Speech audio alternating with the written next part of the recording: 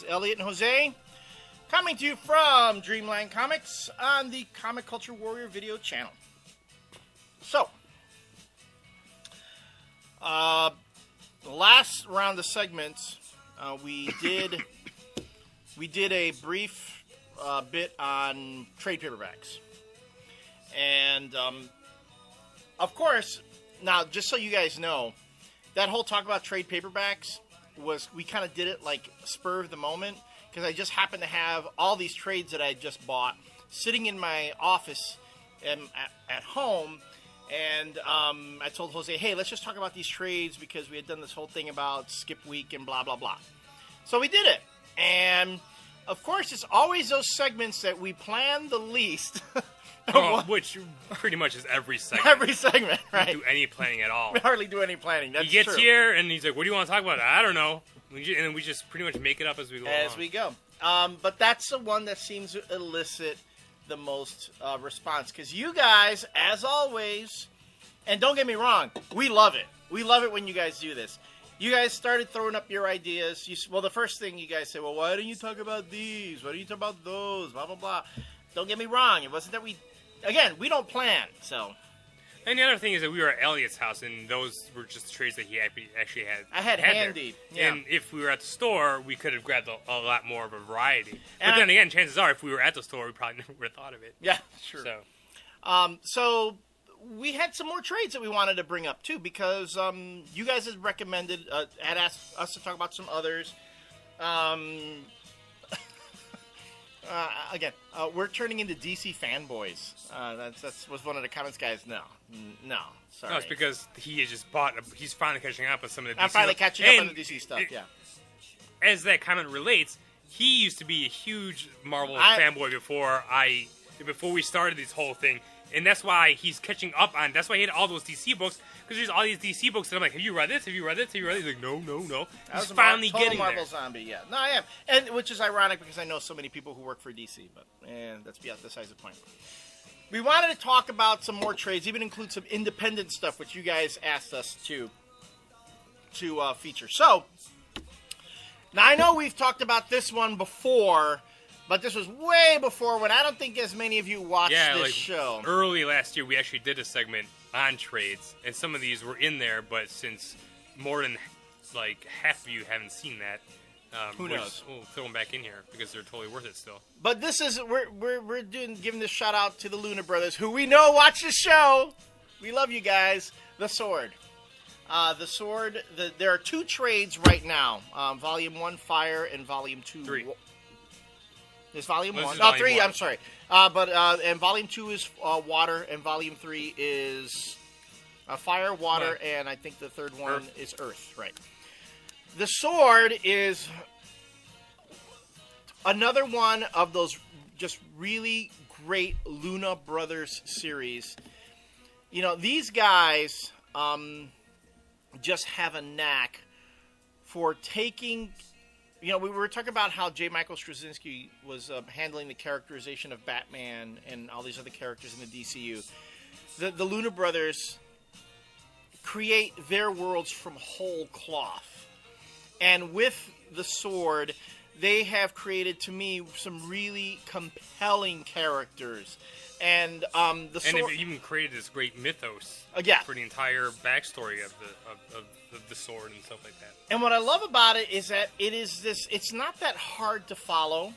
You know, not at all. No. You can pick up the book. You know, the characters are very relatable. You know, there's all these issues about relatable characters.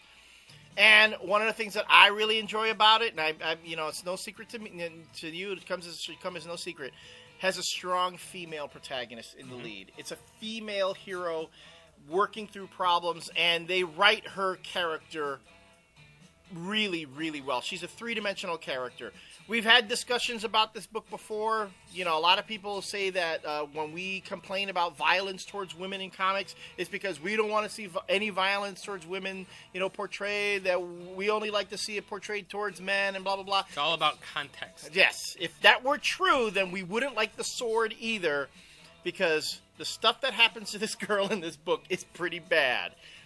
But it's a part of the story where this girl has a big that's the theme of these series.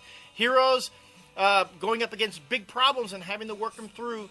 The Lunar Brothers are doing that expertly with this series here. And there's also 2 other series from Image that the Lunar Brothers did. So there's other trades. The first one is called Ultra. I think it was a 6 or 7 issue miniseries. That's just one trade.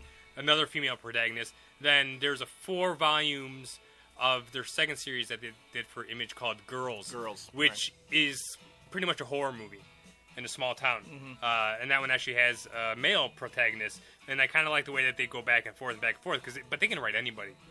No, these guys are at this point, yeah, they're really good. They're really good. And the other thing I love about the Sword, it's a monthly book. It's independently produced. These guys have it out. Bam, most like clockwork. They'll be and right now the Sword number 19 came out this week. It's starting off the last story arc. So like their other 2 series, it's gonna be a finite series, right. And there's a beginning, middle, and there's gonna be an end. And I'm kind of sad to say that. I don't want to see that, but at least then they'll go on and do something else, which will be good. Yeah, and again, great book. If you're not reading it, you should be ashamed of yourself. Should be. Sar, you asked us to talk about it. Pax Romana by Jonathan Hickman. I have to credit Mr. Melendez here for turning me on to Jonathan Hickman. I did not read the nightly news. My first comic experience with Mr. Hickman was this, Pax Romana, and then after that, Secret Warriors. The other Image, Image book he did about the modifying people. Transhuman. Transhuman. Forgot about that. Transhuman. Yeah, he didn't draw that one. That's why. But he wrote it. Yeah. So, this collects the entire Pax Romana series, the story of the Vatican sending an elite army with a ton of money back in time. And armament. Yes, an armament. To send them back in time to essentially guarantee that the Holy Roman Empire will go on forever, and thus the Vatican will go on forever. And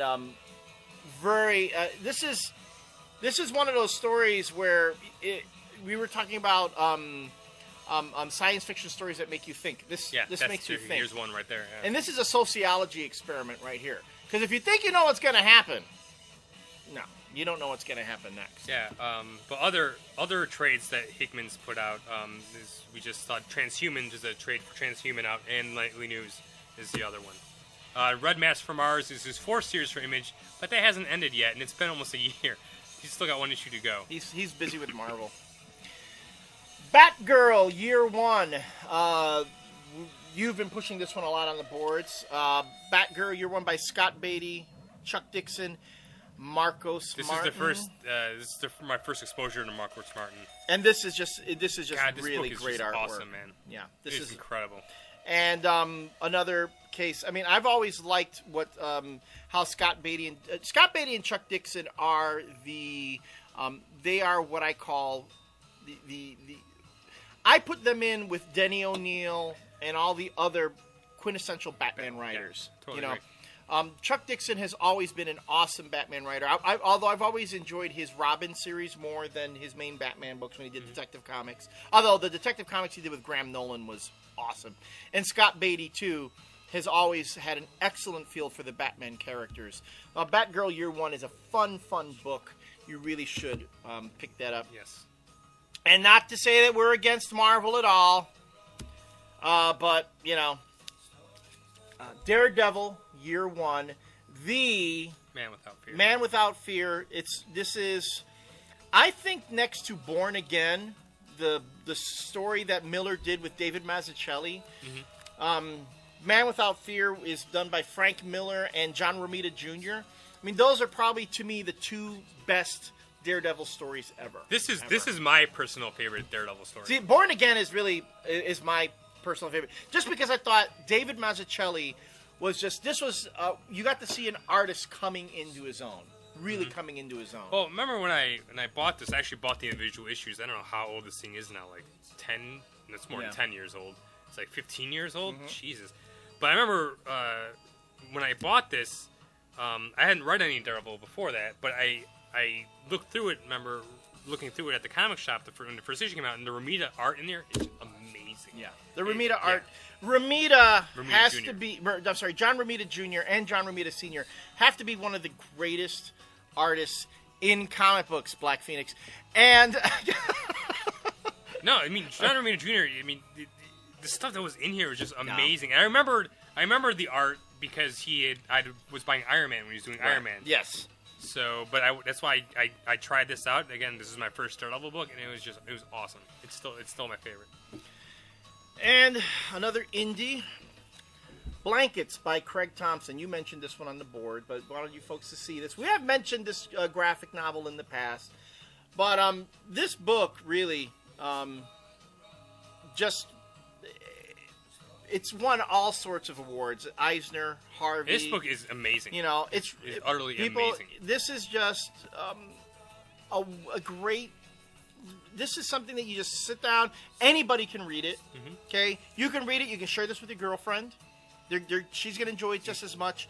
This is something that I mean, now you bring it up. I've actually given this book to female friends of mine as their first comic, and they just completely loved it. Love it.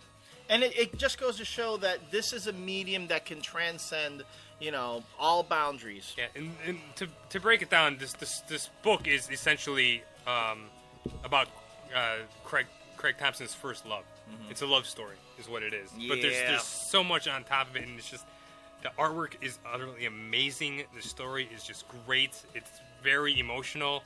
And I said it on the boards, and I still stand by. This is probably my favorite indie graphic novel of all time. It's just great. I cannot even say enough good things about this book.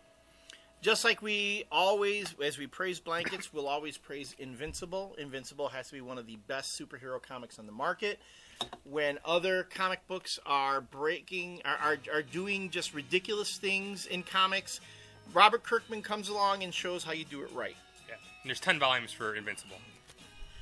And this is the one that it just rankles me because this is a guy who's like totally like both a talented musician and he's also a really good comic book writer.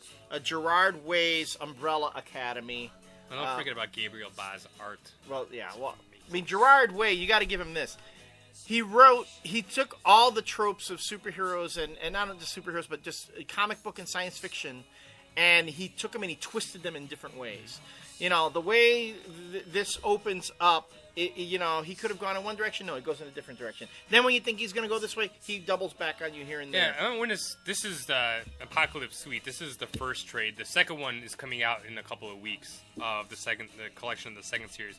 I remember when I bought this, I initially bought it because of Gabriel Ba's art, or Gabriel Ba's art. Because Gerard Way, he's My Chemical Romance. I don't really care for the music that much. But I'm glad I bought it, man, because I was like, man, this fucker can write a fucking awesome comic book. He can. And another book that you can read it, you can share it with your girlfriend, and she's going to enjoy it too.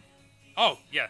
We have just as many women coming in to buy this series. Actually, I just had a woman come in today looking for the second series. We still had a few of the actual issues left, and I sold it. That's kind of weird that you brought that up. And for you fangirls who watch the show, I don't mean to seem sexist. I know there's a part of some of you, Variant Girl and Gimli Nerd. I know you watch the show. I don't mean to disregard you. You can read this and share it with your boyfriend. So, yeah. And then I knew this was going to come up. Someone actually mentioned this in the comments, and I actually had written about this on the blog. When we first started the blog, but it's Spider-Man's Craven Last Hunt. This is the first comic I ever read. Not the trade, the actual comics. Right. And man, it still holds up today. Mike Zeck just fucking killing on the art. Yeah. Mike Zeck, that was back then when Mike Zeck was just the man. I mean, I remember when he did Spider-Man, he had that incredible run on Captain America. And Punisher. Yep. When he did that Punisher miniseries with Stephen Grant. Yeah. Ivy and I were actually talking about iconic comic covers, and Mike Zeck has to be one of the top artists for iconic covers. Yeah. Yeah. Easily. Yeah. He's done so many great covers and artwork, and just again, and this. But not to take anything away from GM DeMatteis, who actually writes an awesome story in here. But man, I remember when I first started reading this, and a lot of people are like, "Man, that's the first comic book you ever read." I'm like, "Yeah, that's the first comic book. This book is fucked up." it obviously it appealed to me, and that's what got me into comics. And I'm reading them like, and I guess you can compare this to if you were a kid and you read The Dark Knight Returns. Yeah, this is kind of like The Dark Knight Returns. Yeah. For Spider-Man, because it's just really dark and depressing and brooding. That's a good parallel. That's a good parallel. When I'm like, I just never thought what comics were about. Especially if that's the first one you've ever read. Yeah. Yeah. I mean, I read like Mad Magazine and some G.I. Joes. Right. Like those were the comics that I bought. But this is the first superhero comic I bought and read. And man, it just blew my mind. Pun intended, if you know the ending of the story. So, those are some more trades that we recommend. So when Diamond Distributors Skip Week comes up in December, keep these in mind. When we come back, it'll be Last Rants. We hope you join us.